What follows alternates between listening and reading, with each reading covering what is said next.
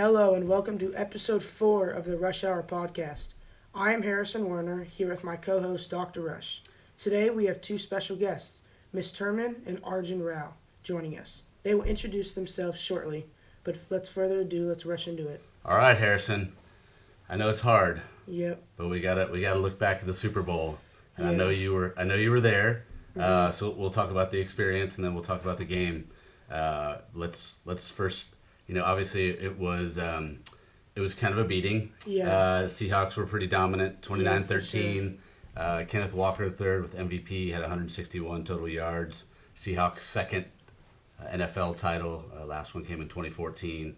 But they were just really, really good, and too much for really the offensive line of the Patriots couldn't hold up, and Drake May was under pressure. Obviously didn't play super well.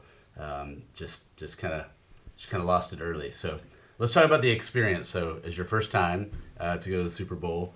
How was it? It was amazing. Obviously, like you said, the Patriots didn't win. Sad, but I don't think some people go to the Super Bowl and their team isn't even in it. And I think that it's such a big experience. It's the climax of the NFL season. Right.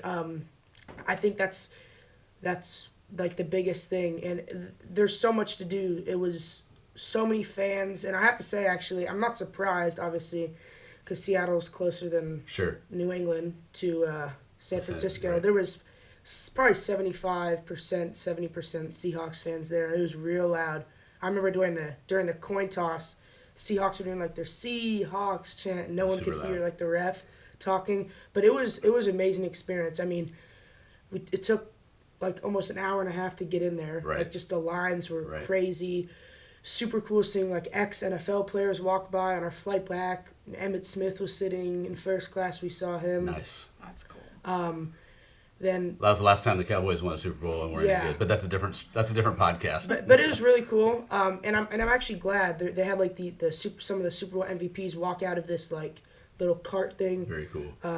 Your guy Jalen Hurts walked out, but everything what happened with Tom Brady before the Super Bowl, he walked out, and all the Patriots fans were cheering, which I'm glad they're not as mad, because he didn't really want the Patriots to win or didn't have anyone in the fight. But moving on to the game, I honestly think it's a two-score game, technically. Right. It's technically a two-score game, but it was just too dominant. I mean, the offensive line played absolutely terrible. I've never seen a worse offensive line.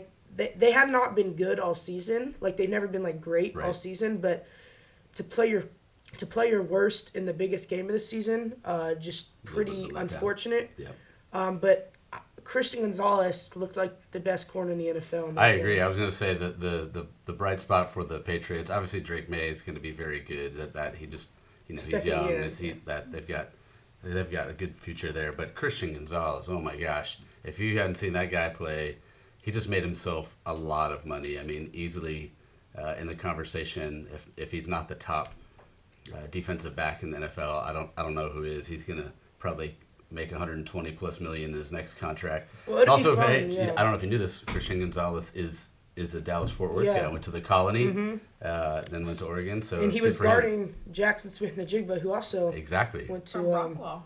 And the Ohio. University. It only took Miss Terman a little bit to get into the Ohio State game. JSN actually had Offensive Player of the Year, but in the Super Bowl only had 4 catches for 27 yards. Yeah, Christian Gonzalez was the bright spot. But yeah, and then obviously people were talking about the halftime performance.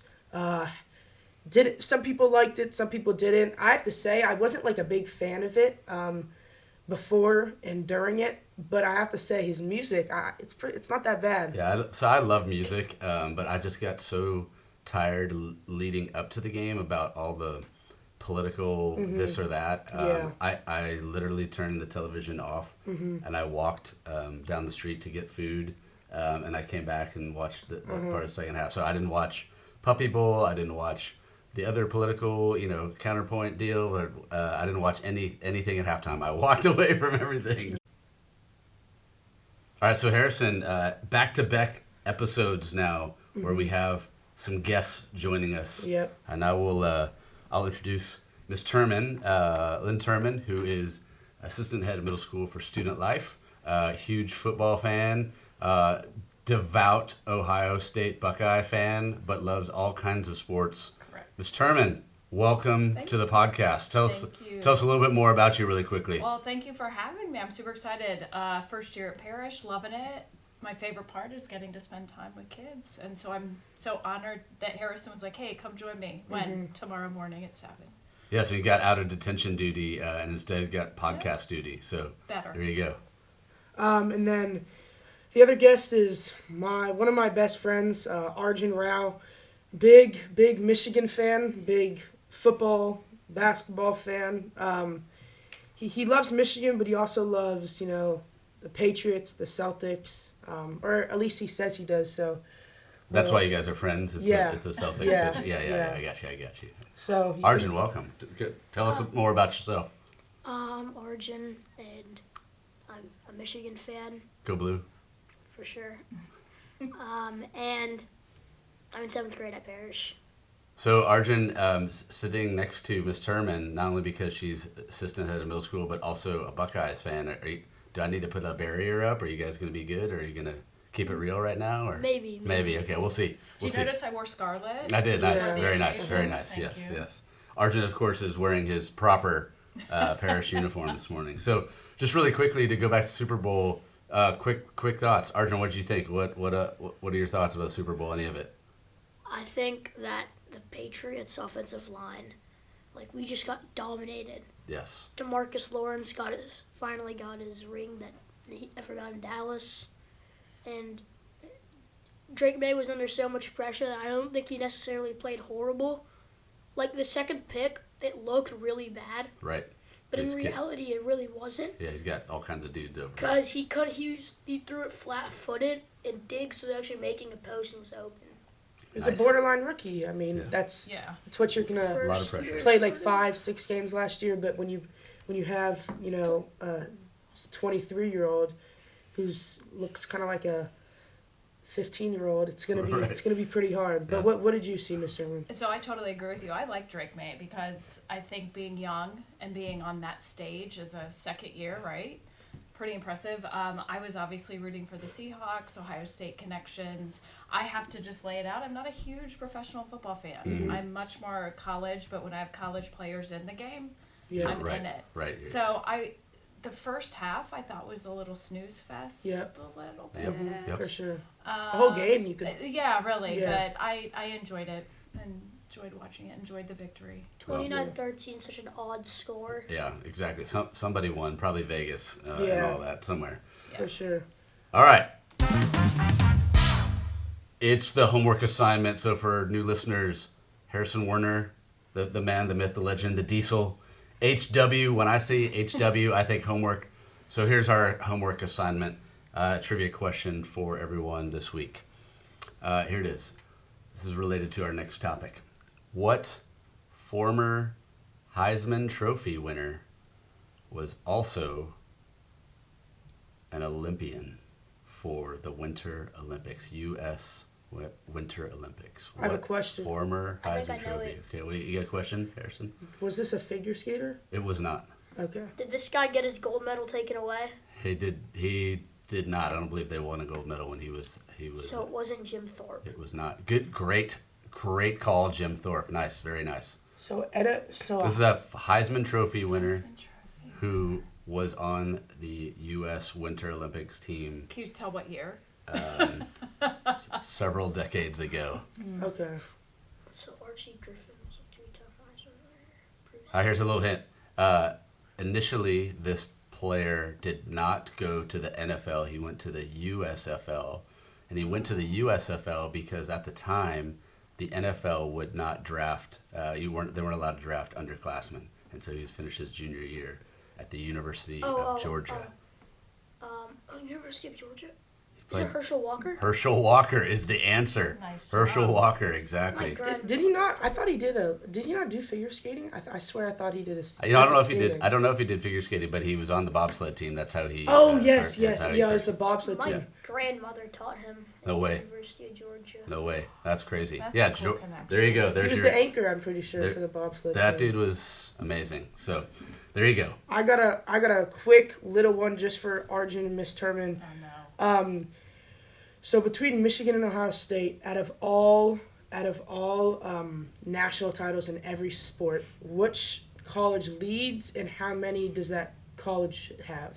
Okay, so Out of all. Out of all national titles, like in all sports. I only know football and basketball, but it's a little on hockey and wrestling. I would say gymnastics. Michigan always dominates in gymnastics. We do. Yep. Michigan's had good hockey, We have good hockey and wrestling. baseball. They were good for a while. Tennis, track. Mhm. Can I just lay out a fact I know about Yeah. national championships in the last 75 years? How many national championships in football has Michigan won? Has Ohio State won? 75 years. 2. You guys won 1.5 because you Cool. shared it. Yeah, that was only because it was the Nebraska's coach last season. We were by far the better team. Okay, 1.5 rounds to 2. I'll give it to you. Okay. How many have we won? 3. 7. 7. 7 or 8. 7. So that's So- my It's little. because Jim Beckler couldn't win in big games. That's a good point. I disagree. So- Jim Beckler lost like And let's 7 not even talk games. about Gosh, I Alabama. don't But know. yeah, anyway. Gosh, going back to all of them. Yeah, every sport. I don't That's know. a great And question. it's a domination by one school. I'm Let's gonna hear go Michigan 101 to Ohio State's 57. Ohio State is 32 Oh gosh. and Michigan has 59. Really? Yeah. Well done, Wow. Maize and Blue. But Should we Yeah. should we do incarcerations from football program? I think Ohio State leads on that one. yeah. We could talk about head coaches. That's a different podcast. All right, Harrison. So let's talk Olympics. All What's right, going so, on right now? It's well, February 18th. It's middle of the Olympics. yeah, it's a little on the or starting to die, like not die down, but starting to get closer to the end. They've been obviously. I think everyone loves watching most people love watching the Olympics, whether if it's they like summer more or winter more. And there's just some events I like really that are really cool, and they look really dangerous. I'd never do them, but they're like super cool. Don't know how they do them. Got to be a little crazy. Skeleton Agree. Yeah. being one or Just yeah. even downhill. Yeah. craziness. So Arjun, what are some of your favorite sports to watch from the winter? The winter, personally? okay. Underrated, but bobsledding is really fun to watch. I Yeah. agree. Yeah. I watched Totally like an agree. hour of it on like Saturday night or Sunday night, and it was just like so fun, like seeing all the turns, Yeah. seeing how high or low you can get. Bobsled's a good one. I like that one. And I just like it, like watching like the USA Yeah. in any sport. For You know, sure. We were talking at admin yesterday about the Olympics, and back in the day, I know I'm dating myself, but when the Olympics came on, it was like the only thing that was on. There weren't a billion channels and things like that, and so you sort of were glued to it, whether it was summer or winter. And so I like there are parts of the Olympics, Winter Olympics I like. There's some that I question whether they're really a sport. And, Yeah. But that's a different podcast. Mr. Turner, what's your favorite? Gosh, it's hard to narrow it down because I think they're so impressive.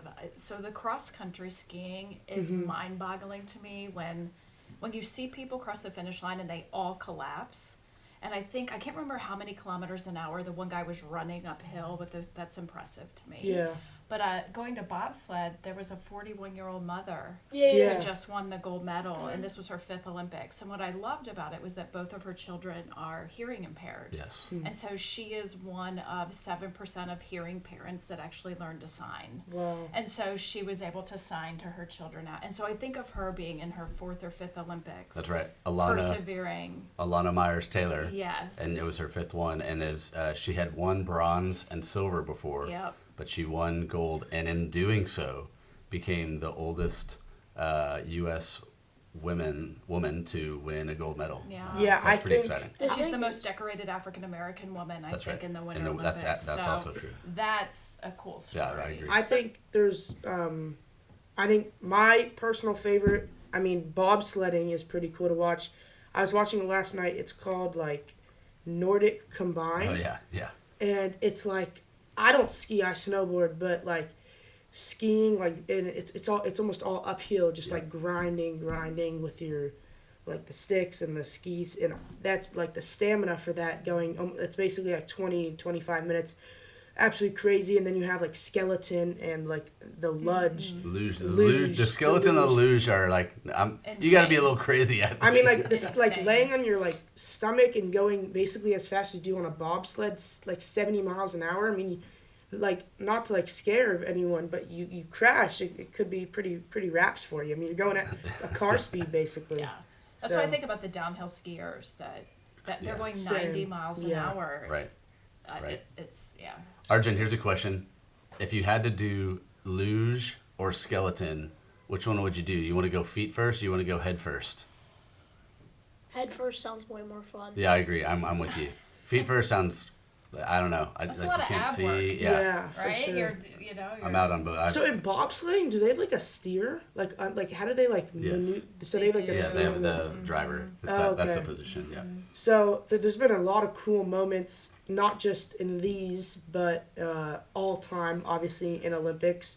What are some so far, just in this one so far that you've seen?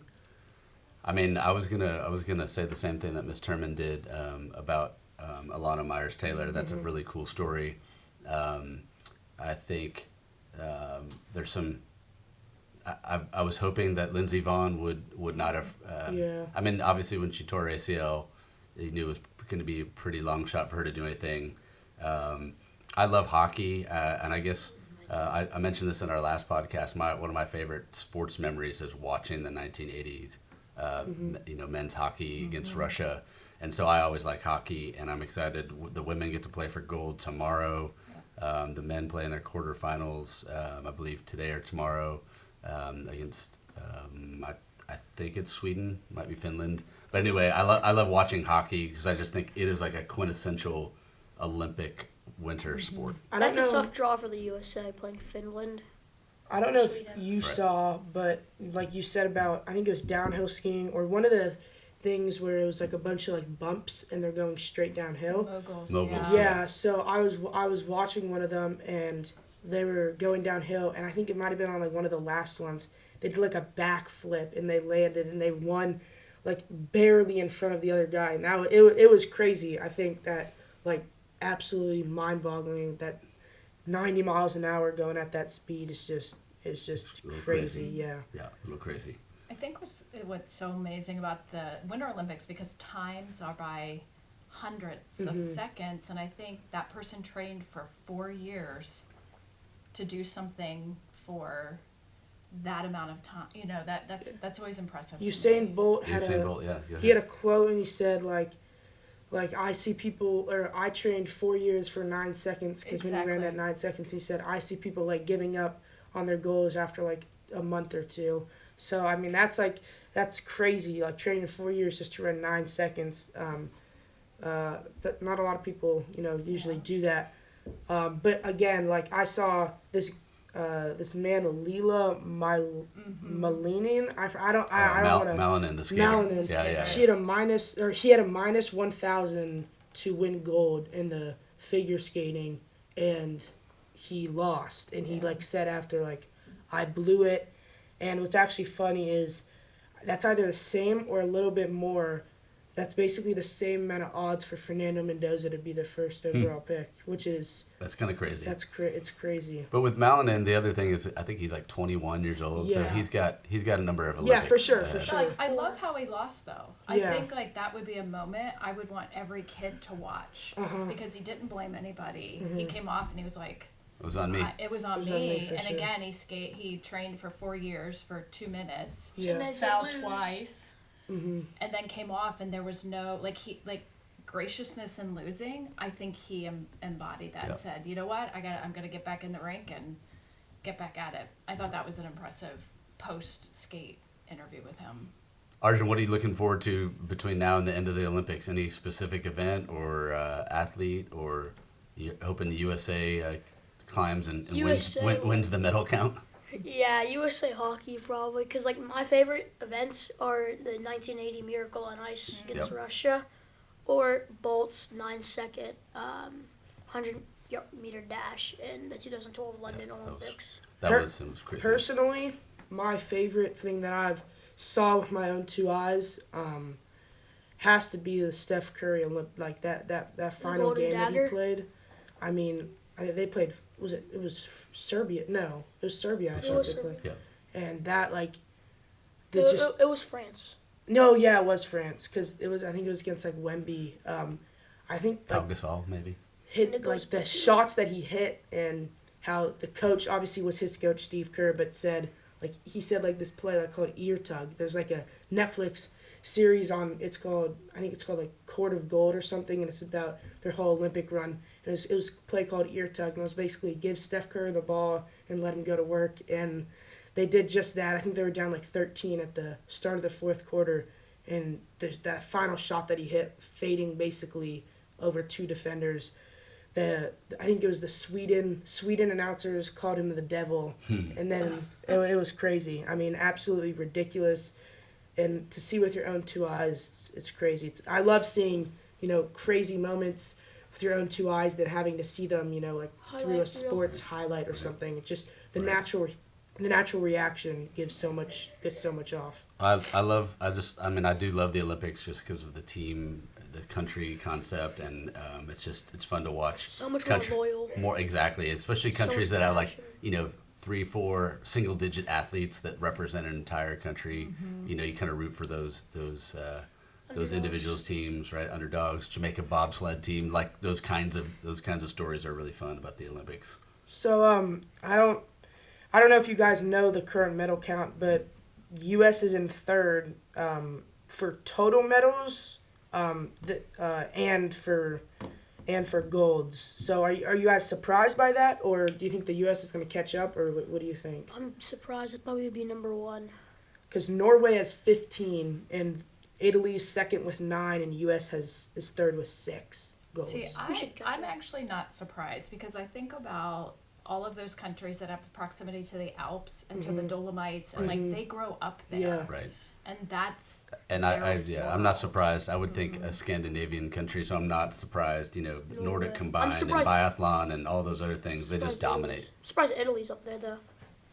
Well, it's early. It's halfway. How many like bobsledding arenas do you really like see like in the U.S.? I mean, Valid. it's just I think the U.S. is so much more dominant in the Summer Olympics. Yeah, that. And I personally like the Summer Olympics more. I mean, you have track, basketball. I mean, there's just so many different things. I'm not saying there's not a lot of stuff in the winter because there is, but it's obviously more fun when you see your team, when you see your country, winning a little more. But I think it's actually good for another country to. I think it's good for another country, to be ahead. Like you said, I think they live in those conditions, so that's nothing unexpected for them. So yeah. All right, so here's an instant reaction question. I'm going to name a sport. I'm going to say love it or hate it. You don't get to say anything in the middle, right? Love it or hate it.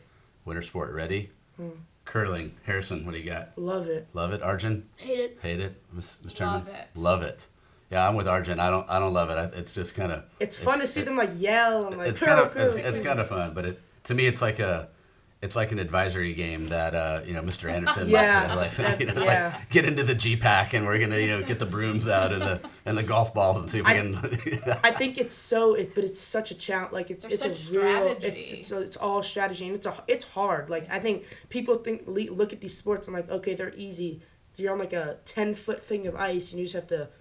But you have to, they have like codes if they want to go to left or right, and they have like a scrub, which I think it's crazy though. I would not say any of the events are easy, but I Yeah. think the question is does it take athleticism? Does it take strategy? Is it a combination? Why is chess not a sport in the Olympics one way or the other? Because that's strategy. It for just brings sure. up a lot of questions about what Where merits. shuffleboard fit in. Because there's so many sports that are more, body or athletic Right, dominated than great fitness, than right? all the great. things. I mean, you could be you could be Usain Bolt and be the fastest person, but you could be terrible at curling because Right. you don't know the strategy Right. or something like that. I mean, of course, everyone can push the curling, but to like have the strategy.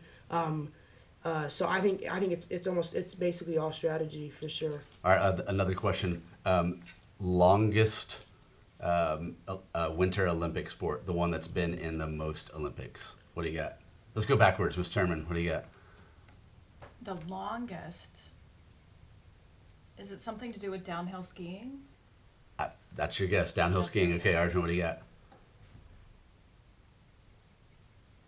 I learned this yesterday, by the way. What's something that's just been around forever? Probably some old game.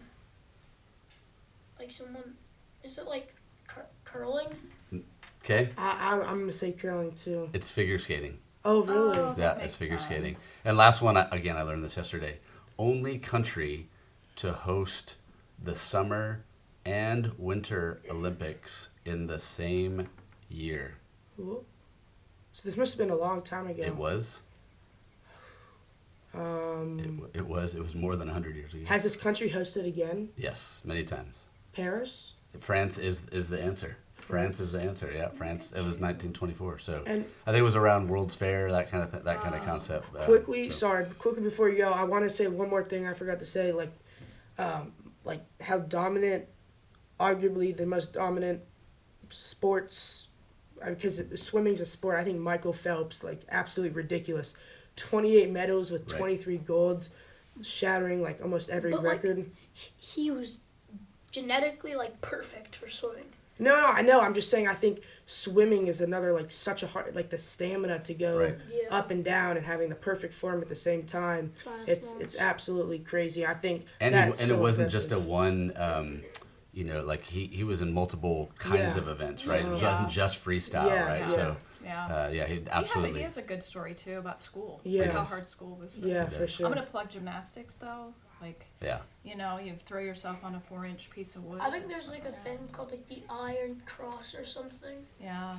and like you have to like And men's go on the rings. hoops. Yeah, Rings, those pommel are- horse, Those are all that's the hard. yeah, uneven bars. I want no piece of any of those. I would like to watch. I wouldn't like to do it though. Yeah, same.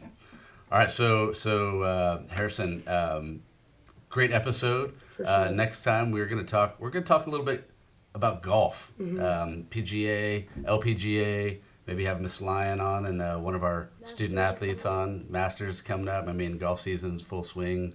Haha. No pun And intended. so excited about that.